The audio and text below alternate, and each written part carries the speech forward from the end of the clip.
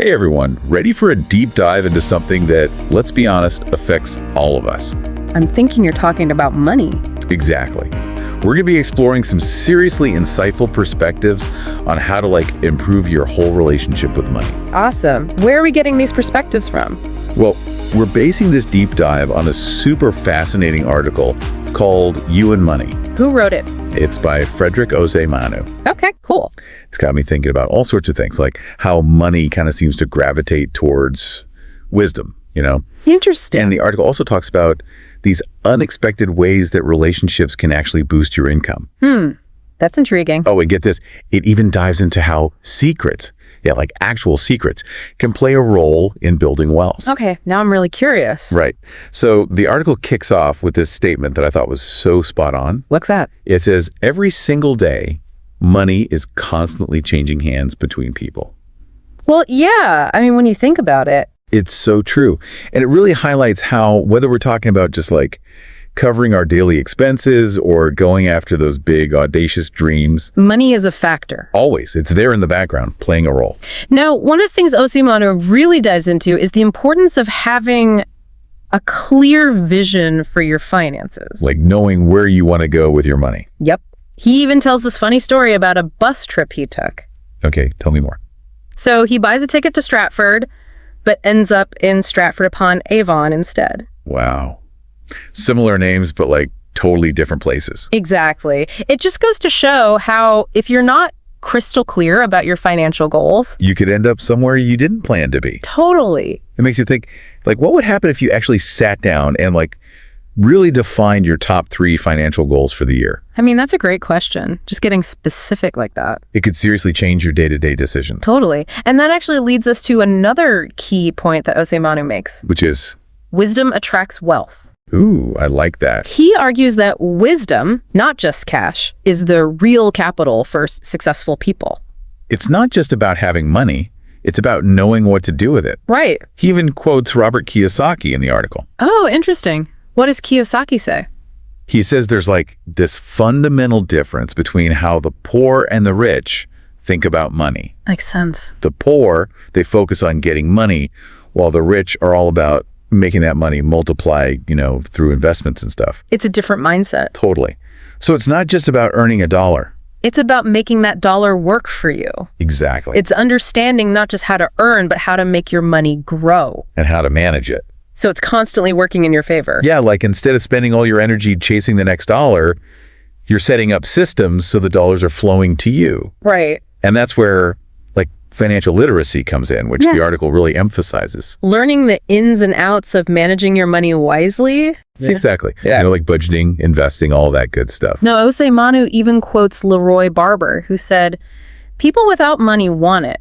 Those with money protect it." So true. And a big part of protecting it is, well, like we said, understanding how to make it grow. Now, here's another thing that really stood out to me. What's that?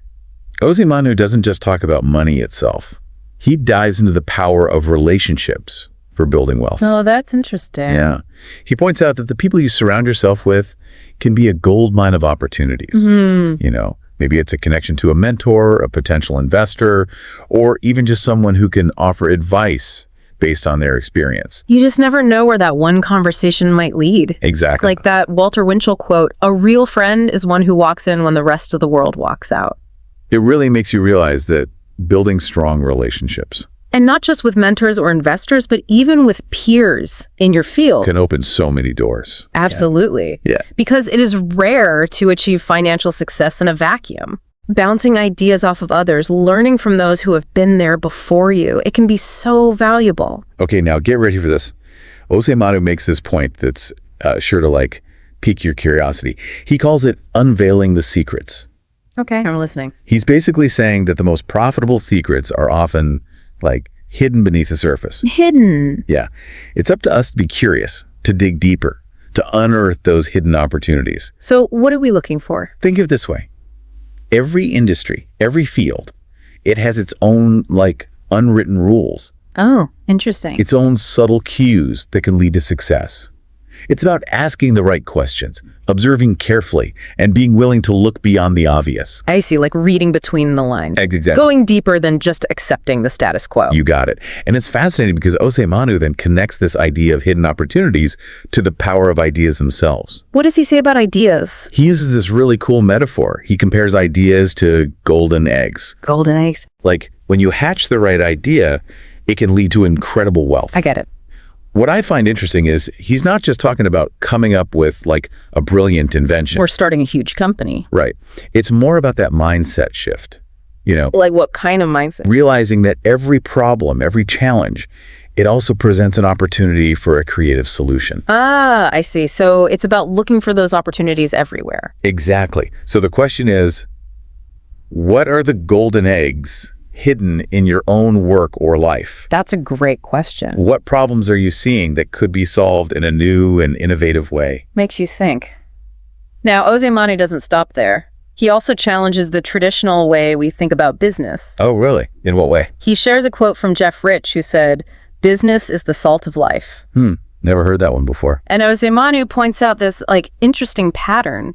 While many people work for others, The wealthy often create businesses that work for them. exactly. It's not to say that everyone needs to become an entrepreneur, Right. but it does make you wonder. Could starting your own venture, even a small side hustle, be a path to more financial freedom? Definitely sparks that entrepreneurial spirit, right? It does. And when it comes to taking control of your finances, Osei-Manu also dives into the world of investments. He does. Even brings in some ancient wisdom to make his point. Oh, I love that. What kind of ancient wisdom? He paraphrases a verse from Ecclesiastes 11.2. It says, "Invest in 7 ventures, yes, in 8. You do not know what disaster may come upon the land." Wow, so that's advice from thousands of years ago. And you know what's amazing? What? This advice lines up perfectly with the modern concept of diversifying your investment portfolio, So spreading your investments across different asset classes like stocks, bonds, and real estate. is a way of protecting yourself from unexpected events. It's like hedging your bets, but in the financial world. So what are you doing to make your money work for you? Yeah, are you exploring different investment options or maybe talking to a financial advisor? To see what strategies might be a good fit. Those are all good questions. And finally, Osei-Manu touches on the idea of building a legacy. This one really got me thinking long term. What do you mean? He observes that wealthy individuals, they often prioritize passing down their wealth to future generations. Makes sense. Ensuring financial security for their families and loved ones. It makes you think about the kind of impact you want to have. Not just today, but for years to come. Exactly. What financial legacy do you want to leave behind? It's a powerful question, isn't it? It is. It really is. I mean, we're not just talking about like leaving behind a big bank account. Yeah. It's also about the values and opportunities we pass down, Yeah, absolutely. Osei-Manu's article has really got me thinking too. Me too. And one thing that really stood out to me was his emphasis on taking action. It's not enough to just dream about financial success. Right. You have to be willing to roll up your sleeves and put in the work. He's all about action. He really pushes readers to, think about those financial goals, evaluate their relationships, and be open to learning and taking risks. He even encourages us to step outside of our comfort zones. Which could be scary. Definitely. But think about it this way. You could spend years reading books and listening to podcasts about personal finance. But if you never actually apply those principles, You're not going to see results. it's like that old saying, the journey of 1,000 miles begins with a single step. Exactly. And sometimes those first steps involve pushing past our fears. Like what kind of fears? Whether it's finally starting that side business or investing in a course to learn a new skill or reaching out to someone we admire for mentorship. I think a lot of people struggle with those things. Definitely. Oh, and Osei-Manu even talks about the importance of embracing failure as part of the process. Failure. Yeah. He seems to view setbacks and challenges as valuable learning experiences. So it's not about avoiding failure. It's about learning from it. He definitely doesn't shy away from the fact that the road to financial well-being, It's not always smooth. not at all. There will be bumps, detours, and even moments where you might feel like giving up. It's true. But he stresses that it's those moments of adversity. That can teach us the most valuable lessons It's about developing resilience, that ability to bounce back stronger. from whatever life throws your way. Exactly.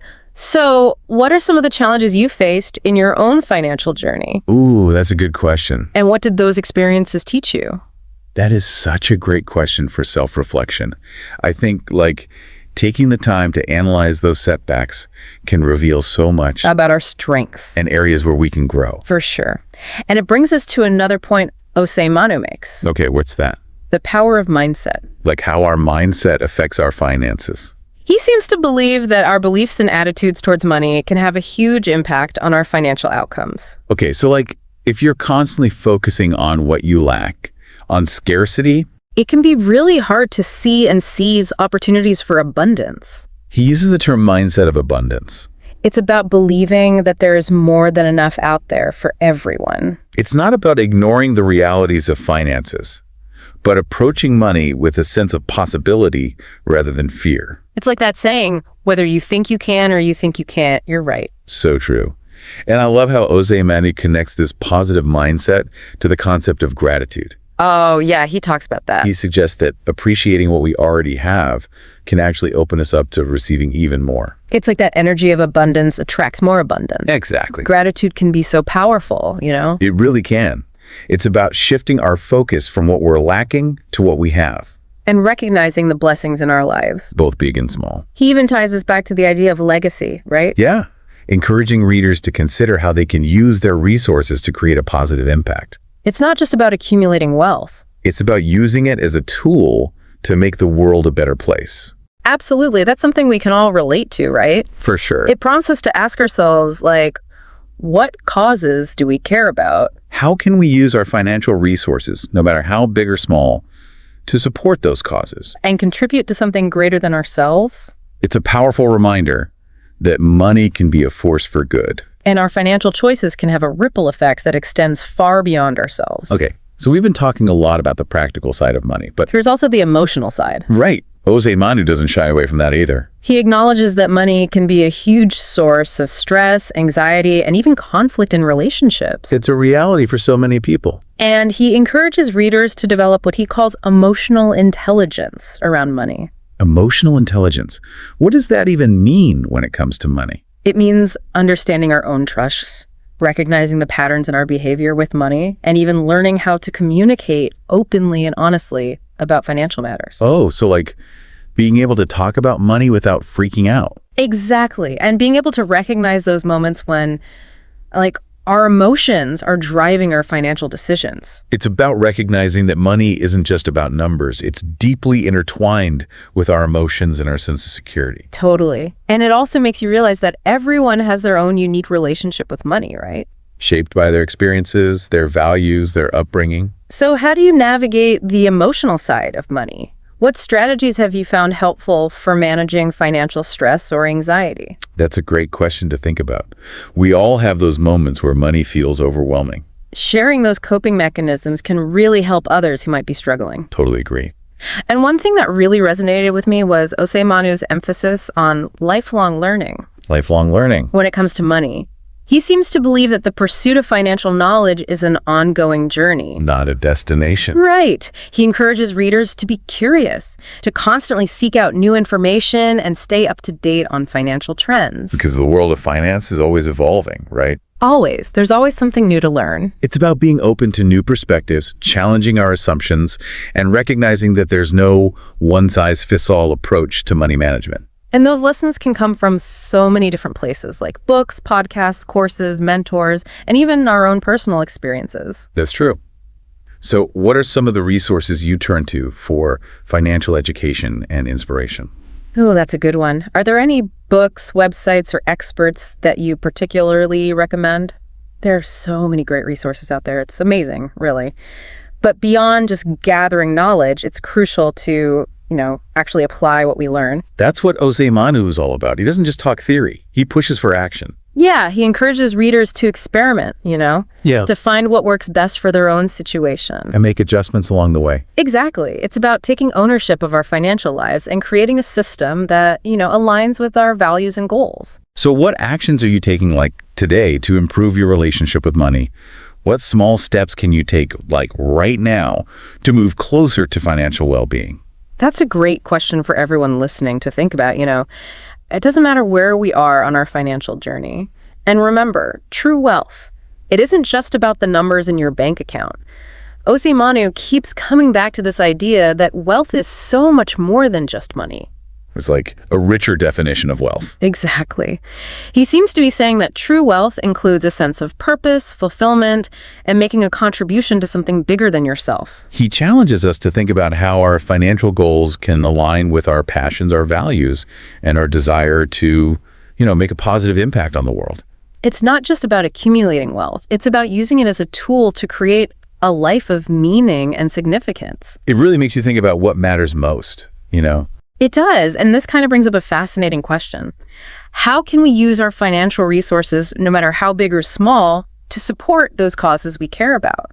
How can we use our money to make a difference in the lives of others? It's a powerful reminder that we all have the potential to be philanthropists, to use our finances to leave a positive mark on the world, whether we're donating to charities, supporting local businesses, or investing in companies that align with our values. We can all make a difference. I love that. It's about recognizing that our financial decisions have ripple effects. They can impact our communities, the environment, and even, future generations. So how are you using your financial resources to make a positive impact? What causes or initiatives are close to your heart? I think that's something everyone should reflect on. It's important. And as we wrap up our deep dive into Osei-Manu's insights, I think it's important to acknowledge that this journey to financial well-being, it's not always easy. There are definitely going to be challenges and setbacks. And moments where we might feel lost or discouraged. That's real. Yeah. But Osei-Manu's message, it's one of hope and empowerment. He reminds us that we have the power to overcome obstacles, to learn from our mistakes, and to create a financial future that is both prosperous and fulfilling. It's about embracing the journey with all its ups and downs and trusting in our ability to, navigate whatever comes our way. It's not about avoiding those challenges, but about developing the resilience to bounce back from them. To come back stronger. Exactly. At the end of the article, he leaves us with this powerful thought. He says, "Wealth creation is an adventure, not for the faint-hearted. There are gains and losses along the journey. Venture into what you believe will work for your best." I love that. It's a call to action. It's an invitation to embrace the adventure of building a life of financial well-being and to trust our intuition along the way. So as we wrap up this episode, we want to leave you with this question.